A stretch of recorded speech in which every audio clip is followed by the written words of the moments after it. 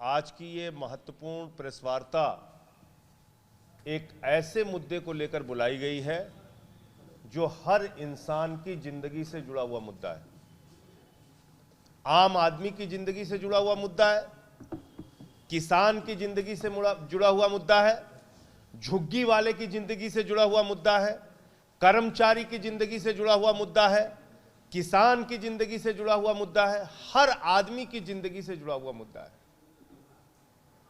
वो उद्योगपति हो या छोटा व्यापारी हो या कर्मचारी हो या किसान हो या झुग्गी वाला हो। और ये मुद्दा है बिजली का मुद्दा। हमको रोशनी मिलेगी तो किस कीमत पर मिलेगी? हमारा बच्चा अगर रोशनी में पढ़ पाएगा तो किस कीमत पर पढ़ पाएगा? यह मुद्दा है। किसान को सिंचाई की व्यवस्था होगी तो उसके लिए कीमत देनी पड़ेगी कि नहीं देनी पड़ेगी? यह मुद्दा है। झुग्गी में रहने वाला गरीब आदमी, ऑटो वाला, रिक्शे वाला, उसके घर में रोशनी पाने का हक उसको है या नहीं है? यह मुद्दा है। और इसलिए मैं आज अपने पत्रकार वार्ता की शुरुआत देश के गृह मंत्री आदरणीय अमित शाह जी के बयान से ही करूंगा। हमारे देश के गृह मंत्री अमित शाह जी ने, उत्तर प्रदेश के मुख्यमंत्री योगी आदित्यनाथ जी ने और भारतीय जनता पार्टी के दस्तावेज ने, उनके घोषणा पत्र ने चिल्ला चिल्ला कर कहा था कि उत्तर प्रदेश में किसानों को मुफ्त बिजली दी जाएगी। और 2-4 महीने का वादा नहीं था, 5 साल तक उत्तर प्रदेश के किसानों को मुफ्त बिजली दी जाएगी, यह कहा गया था। 5 सालों तक, यानी कि भारतीय जनता पार्टी को जिताइए और 5 साल तक मुफ्त बिजली पाइए किसानों से, यह वादा किया गया था। और सुनिए क्या कहा था हमारे गृह मंत्री अमित शाह जी ने।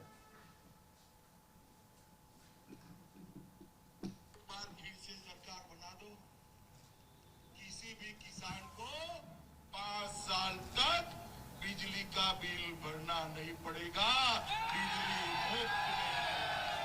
इस वक्त की सबसे अहम और बड़ी तो जब ये घोषणा की तो आपने देखा होगा कितने उत्साह के साथ जनता ने ताली बजाई कि हमारे गृह मंत्री जी ने कह दिया है अब 5 साल तक उत्तर प्रदेश के किसानों को मुफ्त बिजली मिलेगी, उनको पैसा नहीं देना पड़ेगा।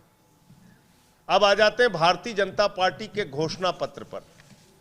यह है बीजेपी का घोषणा पत्र 2022 का। इसमें ज्यादा आपको मेहनत भी नहीं करनी है। पहला पॉइंट पढ़िए, पहला पॉइंट।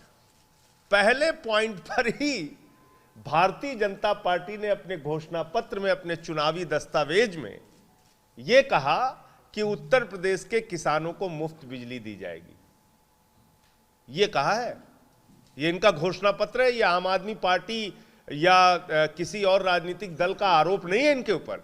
यह भारतीय जनता पार्टी का घोषणा पत्र है जिस पर बाबा योगी आदित्यनाथ जी ने, अमित शाह जी ने, इनके नेताओं ने चुनावी रैलियों में ठोक कर मोहर लगाई थी और कहा था कि उत्तर प्रदेश के किसानों को मुफ्त बिजली दी जाएगी।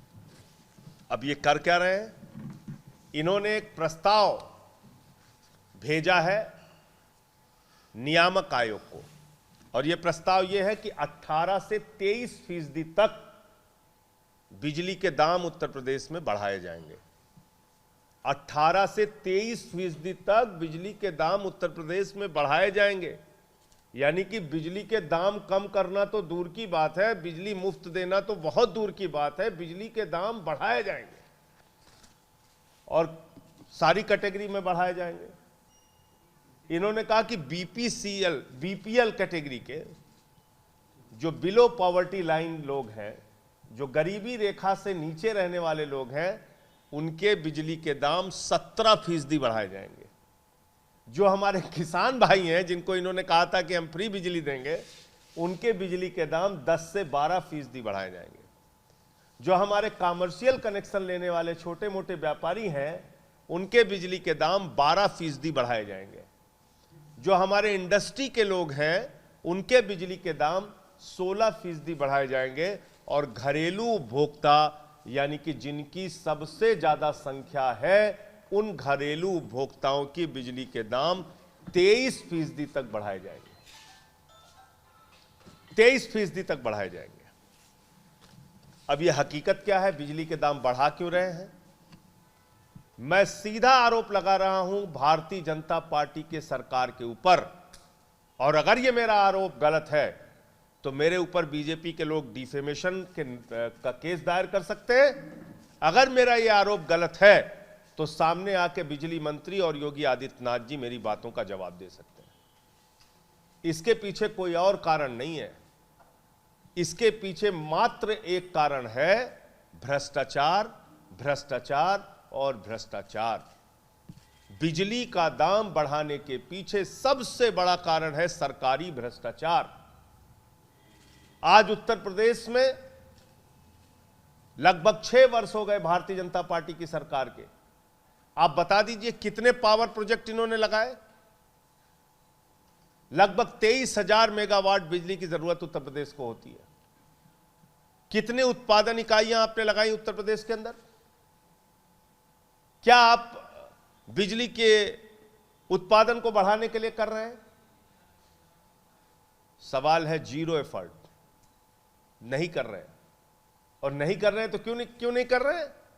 क्योंकि सरकार और अधिकारियों को महंगी बिजली निजी कंपनियों से खरीदकर लूट का बंदर बांट करना है। महंगी बिजली निजी कंपनियों से, बिजली कंपनियों से खरीदकर लूट और भ्रष्टाचार का बंदर बांट सरकार और अधिकारियों को करना है। और यह बात मैं क्यों कह रहा हूं? आपके सामने मैंने पहले भी खुलासा किया था कि भारत में कोयले का उत्पादन 30% बढ़ा है। बावजूद इसके मीडिया में प्रचारित किया गया केंद्र सरकार के माध्यम से, मोदी सरकार के माध्यम से, कि देश में कोयले का संकट पैदा हो गया है। देश के अंदर कोयले का संकट पैदा हो गया, ये पूरे देश में चर्चा की गई। आप मेरी बात मत मानिए, कोल इंडिया के चेयरमैन की बात मानिए, कोल मंत्री की बात मानिए, जो उन्होंने मुझे जवाब दिया, कोयले का उत्पादन 30% हिंदुस्तान में बढ़ा है। संकट और कोयला खत्म होने का तो कोई सवाल ही नहीं है। अब देखिए, हिंदुस्तान का कोयला बिजली के उत्पादन के लिए थर्मल पावर को कितने रुपए में मिलता है? 3,000 रुपए टन, 4,000 रुपए टन, मैक्सिमम 5,000 रुपए टन। लेकिन हमारी भारत की सरकार अपने करीबी मित्र, नरेंद्र मोदी जी के करीबी मित्र अडानी को फायदा पहुंचाने के लिए, उसकी कोयले की खदानें विदेशों में है, उसको फायदा पहुंचाने के लिए कह रही है कि भले ही आपके देश के अंदर सस्ते दाम पर कोयला उपलब्ध है, भले ही आपको 3,000 रुपए टन कोयला हिंदुस्तान के अंदर मिल रहा है, भले ही हिंदुस्तान की कोल इंडिया की कंपनी की उत्पादन क्षमता 30% बढ़ गई है, बावजूद इसके आपको विदेशों से कोयला खरीदना पड़ेगा। और कितने में खरीदना पड़ेगा?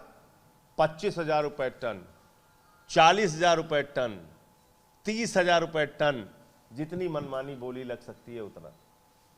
तो जब महंगा कोयला विदेशों से खरीदा जाएगा, अडानी की खदान से खरीदा जाएगा, उससे बिजली का उत्पादन किया जाएगा, तो निश्चित रूप से बिजली के दाम बढ़ेंगे। एक तो बड़ा भ्रष्टाचार केंद्र और राज्य की सरकारें मिलकर ये कर रही हैं, और कई राज्य सरकारों पे तो दबाव बनाया जा रहा है। जैसे पंजाब की सरकार ने कहा कि भाई हम महंगा कोयला क्यों खरीदेंगे जब हमारे पास सस्ता कोयला है। तो कह रहे नहीं खरीदो, नहीं तो तुम्हारा कोयले का जो हम कोटा है उसको बंद कर देंगे।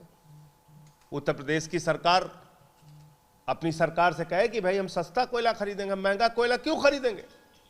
क्योंकि तुम महंगा कोयला अगर खरीदोगे तो उसका दबाव किसके ऊपर पड़ेगा? हमारे ऊपर पड़ेगा, किसान पे, मजदूर पे, झुग्गी वाले पे, आम आदमी पे। तो एक तो कारण यह है। दूसरी बात, आप जब बिजली की क्राइसिस पैदा हो जाती है तो आपने ऐसे ऐसे एग्रीमेंट कर रखे हैं जिसमें आपको 25 रुपए, 15 रुपए, 20 रुपए यूनिट बिजली खरीदनी पड़ती है। इसके लिए आप बिजली के उत्पादन इकाइयां बढ़ाइए, बिजली के उत्पादन की क्षमता बढ़ाइए। अब क्यों महंगी बिजली खरीदते हैं? क्यों इस सिस्टम को आप जारी रखना चाहते हैं? और ये मैं नहीं कह रहा हूं, ये नियामक आयोग की रिपोर्ट है। नियामक आयोग के सामने बहुत सारे लोगों ने मांग की। नोएडा के 1,56,000 उपभोक्ताओं ने कहा हमसे ज्यादा बिजली का बिल वसूल लिया गया। उसका आकलन किया नियामक आयोग ने और लगभग 1100 करोड़ रुपए 1,56,000 बिजली उपभोक्ताओं से ज्यादा वसूले गए थे। यह आकलन करके नियामक आयोग ने कहा कि आप इनका पैसा वापस कीजिए। और पूरे उत्तर प्रदेश से, जिसमें पत्रकार बंधुओं आप लोग भी शामिल हैं, पूरे उत्तर प्रदेश से 25,133 करोड़ रुपए बिजली की कंपनियों ने बिजली के उपभोक्ताओं से ज्यादा वसूला है। 25,133 करोड़ रुपए पूरे उत्तर प्रदेश में बिजली उपभोक्ताओं से बिजली कंपनियों ने ज्यादा वसूला है। तो चोरी और सीनाजोरी चल रही है। हमसे ही ज्यादा बिजली का बिल वसूलते हो, हमारा बिजली का दाम सस्ता करना चाहिए और आप बिजली का दाम सस्ता करने के बजाय हमारे ऊपर ही बिजली का बोझ भी बढ़ा रहे हैं, दाम का बोझ भी बढ़ा रहे हैं, कह रहे हैं नहीं हम और बिजली का दाम बढ़ाएंगे। तो आम आदमी पार्टी ऐसा बिल्कुल नहीं होने देगी और हम पूरे उत्तर प्रदेश में इसके खिलाफ आंदोलन करेंगे और वादा खिलाफी के खिलाफ चेतावनी धरना 23 जनवरी को नेताजी सुभाष चंद्र बोस की जयंती पर लखनऊ में किया जाएगा। और उस धरने में हम लोग सरकार को ये चेतावनी देने का काम करेंगे कि आपने वादा खिलाफी की है, चुनाव में कहा था बिजली मुफ्त मिलेगी किसानों को, बिजली का दाम आप बढ़ाने जा रहे हैं। बिजली किसानों की मुफ्त कीजिए नंबर 1, और 25,133 करोड़ रुपए जो उत्तर प्रदेश के बिजली उपभोक्ताओं से ज्यादा लूटा गया है, ज्यादा वसूला गया है, ज्यादा भ्रष्टाचार करके लिया गया है, वो पैसा बिजली उपभोक्ताओं को या तो वापस कीजिए या बिजली का दाम कम करके उसको एडजस्ट कीजिए। इन मांगों को लेकर 23 जनवरी को पहला धरना होगा नंबर 1 लखनऊ के अंदर, वादा खिलाफी के खिलाफ चेतावनी धरना। उसके बाद 27 जनवरी को पूरे उत्तर प्रदेश में हमारी जितनी भी जिला इकाइयां हैं वो उत्तर प्रदेश के अंदर धरना प्रदर्शन आंदोलन करके सरकार को ज्ञापन देंगी। उसके बाद 1 फरवरी से सभी नगर क्षेत्रों के वार्डों के अंदर हम लोग अभियान चलाएंगे कि बिजली के बढ़े हुए दाम वापस लो। बढ़ाने की तो बात छोड़ दो, बढ़ाने की तो बात मत करो। हमसे जो ज्यादा वसूली की है आपने, उसके हिसाब से आप बिजली के दाम कम कीजिए। उत्तर प्रदेश के अंदर बिजली के दाम कम कीजिए और किसानों को जो आपने बिजली मुफ्त देने का वादा किया था उस वादे को आप पूरा कीजिए। इन मुद्दों को लेके 1 फरवरी से हर शहरी क्षेत्र के हर वार्ड में जनता का आंदोलन बनाया जाएगा। इसको एक व्यापक आंदोलन बनाया जाएगा, एक फॉर्म भरवाए जाएंगे, लोगों से आंदोलन में हिस्सेदारी की अपील की जाएगी। तो ये हमारा ये बिजली के खिलाफ चेतावनी का, बिजली के मामले में वादा खिलाफी के खिलाफ हमारा ये चेतावनी का आंदोलन चलेगा पूरे उत्तर प्रदेश के अंदर। मोटे मोटे तौर पे आज की प्रेस कॉन्फ्रेंस का मकसद यही था। आपका कोई सवाल हो तो आप लोग पूछ सकते हैं।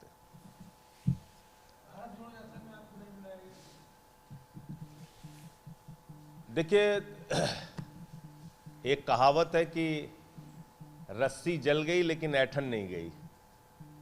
तो कांग्रेस पार्टी अहंकारी नेताओं का एक ऐसा बड़ा समूह है जिनकी रस्सी जल चुकी है, राज्य दर राज्य चुनाव हार रहे हैं, बावजूद इसके अहंकार में जिंदा है।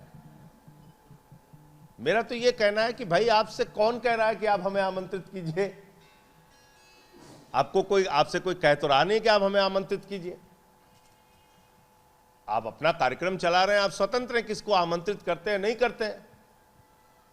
लेकिन इस भाषा से, इस बोली से यह कहना कि हम आम आदमी पार्टी को नहीं बुला रहे हैं, एक ही चीज प्रदर्शित होता है कि भारतीय जनता पार्टी के खिलाफ कांग्रेस का लड़ना मकसद नहीं है। उनका मकसद है आम आदमी पार्टी के खिलाफ लड़ना। तो एक तो नफरत की दुकान है भारतीय जनता पार्टी, जिससे हम लोग लड़ रहे हैं, और दूसरी पार्टी है कांग्रेस पार्टी, अहंकारी नेताओं का एक ऐसा समूह है जो हमसे लड़ रहा है।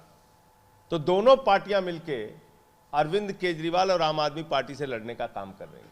कोई बात नहीं, इस देश की जनता सब कुछ देख रही है। उन्होंने अरविंद केजरीवाल के नेतृत्व में 10 साल में आम आदमी पार्टी को राष्ट्रीय दल बनाया है। इस देश की जनता के सहयोग से हम यहां तक का सफर तय किए हैं। अरविंद केजरीवाल के नेतृत्व में इस देश की जनता ने विश्वास और प्यार जताया है, वोट दिया है झोली भर भर के, तब हम राष्ट्रीय दल बने हैं। कौन बुलाता है नहीं बुलाता है ये कोई मायने नहीं रखता। मैं तो इतना ही कहूंगा कांग्रेसियों के बारे में कि रस्सी जल गई, ऐठन नहीं गई। 53-54 सीट पे पहुंच चुके हो आप लोग, लेकिन अभी भी अहंकार में जी रहे हो, तो आपको मुबारक हो, आप अपने अहंकार में जिए।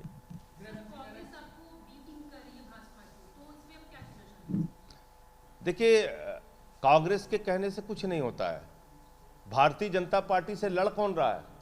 3 बार दिल्ली में हमने हराया उनको। पंजाब के अंदर 55 जगह पे जमानतें जब्त हुई थी भारतीय जनता पार्टी की। 73 सीटों पे लड़े थे समझौता करके वो लोग। गुजरात के अंदर हमको 41 लाख वोट मिला, जो बीजेपी का गढ़ माना जाता है। 13% वोट मिले। भारतीय जनता पार्टी से लड़ कौन रहा है? सत्येंद्र जैन जेल में है। मनीष सिसोदिया पे सीबीआई के ईडी के फर्जी छापे मारे जाते हैं। हमारे नेताओं पे फर्जी मुकदमे लिखे जाते हैं। कौन लड़ रहा है बीजेपी से?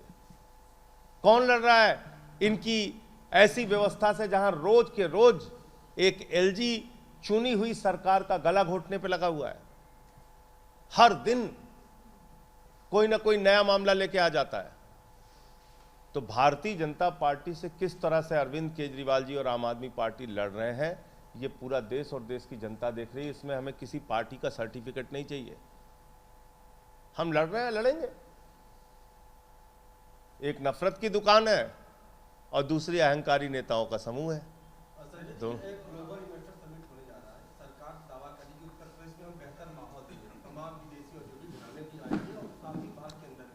देखिए,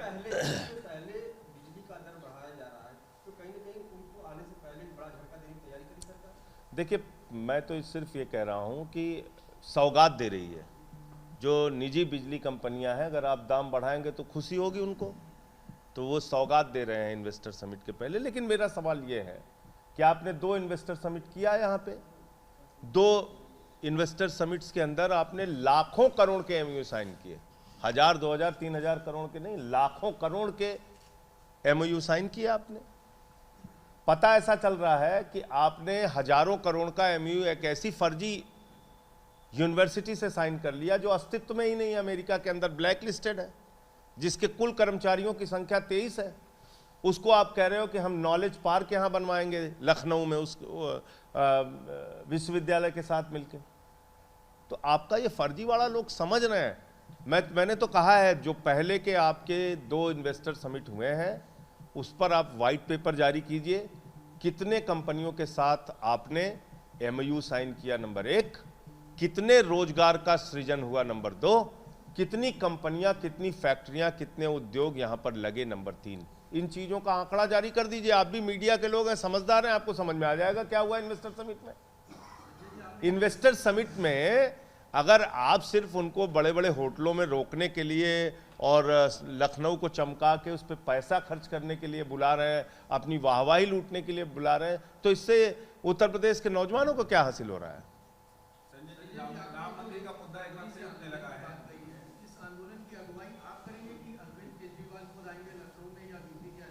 देखिए, उत्तर प्रदेश के प्रभारी के तौर पे हमारे जिम्मेदारी पर यहाँ के संगठन का विस्तार और आंदोलनों को बढ़ाने का प्रभार है। तो उस काम को हम यहाँ पे करेंगे। कभी कोई बड़ी रैली, कोई बहुत बड़ा कार्यक्रम होगा, उसमें हमारे राष्ट्रीय नेता, राष्ट्रीय संयोजक अरविंद केजरीवाल जी भी आएंगे। लेकिन ये बिजली का आंदोलन ये हम लोग चलाएंगे अपने स्तर पर। राम मंदिर का मुद्दा फिर उठने लगा और अमित शाह जी ने कहा है कि ये 1 जनवरी 2024 को राम मंदिर बन जाएगा। नहीं, मैंने सुना कि महंत अमित शाह जी ने मंदिर के उद्घाटन की तारीख घोषित कर दी। वो देश के गृह मंत्री हैं। माननीय सर्वोच्च न्यायालय के आदेश पर प्रभु श्री राम का मंदिर बन रहा है। भारतीय जनता पार्टी वालों के लिए एक लाइन मुझे याद आती है, तू कौन मैं खामखा, तू कौन मैं खामखा। अरे भाई तुमसे क्या मतलब है? तुम कौन होते हो 24 जनवरी की तारीख घोषित करने वाले? क्यों नहीं 23 में मंदिर का उद्घाटन होना चाहिए? क्यों नहीं अप्रैल में होना चाहिए? क्यों नहीं मार्च में होना चाहिए? क्यों नहीं अगस्त में होना चाहिए? इस देश के करोड़ों हिंदू तो चाहते हैं जल्द से जल्द प्रभु श्री राम के मंदिर का उद्घाटन हो, और आप क्या चाहते हैं कि जनवरी में उद्घाटन हो जिसके बाद हम चुनावी फायदा ले सकें। आपकी बातों को लोग समझते नहीं है। प्रभु श्री राम हमारे लिए, देश के करोड़ों हिंदुओं के लिए आस्था के प्रतीक हैं। उनको अपने राजनीतिक चुनावी इस्तेमाल के लिए उपयोग मत कीजिए। आप किस मंदिर के महंत हैं भाई? आप देश के गृह मंत्री हैं, आप तारीख घोषित कर रहे हैं। आपका क्या लेना देना है? एक हिंदू के तौर पे इस देश के करोड़ों लोग ये चाहते हैं कि प्रभु श्री राम के मंदिर का उद्घाटन शीघ्र जल्द से जल्द हो। अप्रैल में हो, मई में हो, जून में हो। आप कह रहे हो जनवरी 24 में होगा। कौन होते हो आप? तो इसलिए मतलब उनका मैंने बयान सुना था, तभी मुझे लगा था कि भाई अब आप देश के गृह मंत्री हैं या मंदिर के महंत हैं, आपसे क्या मतलब है? आप अपना काम कीजिए जो काम आपको दिया गया है। इस देश के करोड़ों हिंदुओं की आस्था का प्रतीक है राम मंदिर, और वो लोग चाहते हैं कि जल्द से जल्द इसका शुभारंभ हो।